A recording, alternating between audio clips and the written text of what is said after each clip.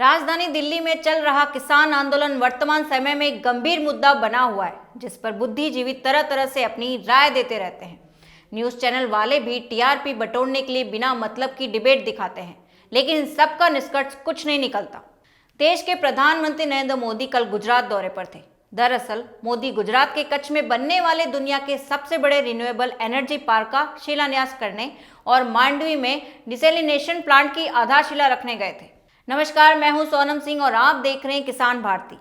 एक अच्छा खिलाड़ी वही होता है जो मौका देखकर चौका मारता है। ऐसा ही कल हुआ। दिल्ली में चल रहे आंदोलन में प्रदर्शनकारी किसानों से मिलने के बजाय प्रधानमंत्री साहब गुजरात में रहने वाले सिख किसानों से मिले और उन्हें समझाने की कोशिश की। आपको बता दें, गुजरात बीजेपी का गढ़ है, तो ऐसे में सवाल तो बनता ही है, गुजरात के किसानों को ही बात करने के लिए क्यों चुना। खैर, बात करते हैं कि प्रधानमंत्री मोदी ने गुजरात किसानों से क्या बात की। पीएम मोदी ने किसानों द्वारा कृषि कानूनों के खिलाफ किए जा रहे आंदोलन पर विपक्ष पर निशाना साधा। उन्होंने कहा, किसानों को भ्रमित करने की साजिश चल रही है। उन्हें डराया जा रहा है कि नए कृषि सुधारों के बाद किसानों की जमीन पर दूसरे कब्जा कर लेंगे। आप बताइए, कोई डेयरी वाला आपसे दूध लेने का कॉन्ट्रैक्ट करता है तो वह आपके पशु ले जाता है क्या? देश पूछ रहा है कि अनाज और दाल पैदा करने वाले छोटे किसानों को फसल बेचने की आज़ादी क्यों नहीं मिलनी चाहिए। जैसी आज़ादी पशुपालकों को मिल रही है, वैसी ही आज़ादी हम किसानों को दे रहे हैं। कई वर्ष से किसान संगठन इसकी मांग करते थे। विपक्ष आज किसानों को गुमराह कर रहा है, लेकिन अपनी सरकार के वक्त ऐसी ही बातें करता था। पीएम ने कहा, मैं अपने किसान भाइयों से फिर कह रहा हूँ, बार बार कह रहा हूँ कि उनकी हर समस्या के समाधान के लिए सरकार 24 घंटे तैयार है। किसानों का हित पहले दिन से सरकार की सर्वोच्च प्राथमिकता है। बात करते हैं उस पार्क की खास जिसके लिए मोदी जी गुजरात गए थे। Renewable energy park Bharat Pakistan border के पास बनने वाला एनर्जी पार्क 72,000 से अधिक हेक्टेयर जमीन पर फैला होगा। यह लगभग सिंगापुर और बहरीन जैसे देशों के बराबर है।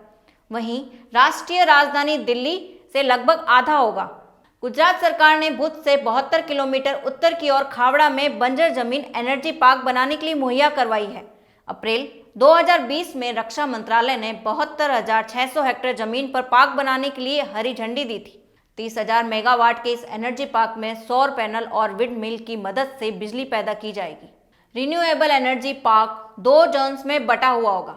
पहला 49,600 हेक्टेयर हाइब्रिड पार्क जोन होगा, जिसमें 24,800 मेगावाट के विंड और सोलर पावर प्लांट्स होंगे, जबकि दूसरा विंड पार्क होगा जो कि 23,000 हेक्टेयर जमीन पर बना होगा। भारत पाकिस्तान के बॉर्डर के एकदम नजदीक बनने वाला यह प्रोजेक्ट खावड़ा गांव और विगाकोट के बीच में है। खावड़ा से प्रोजेक्ट साइट की दूरी लगभग 25 किलोमीटर की है। यह वह आखिरी छोर है जहां पर किसी नागरिक को जाने की अनुमति है। विंड पार्क जोन की बात करें तो यह अंतर्राष्ट्रीय बॉर्डर से 1 से 6 किलोमीटर के अंदर बनेगा। वहीं हाइब्रिड पार्क जोन बॉर्डर से 6 किलोमीटर दूर होगा।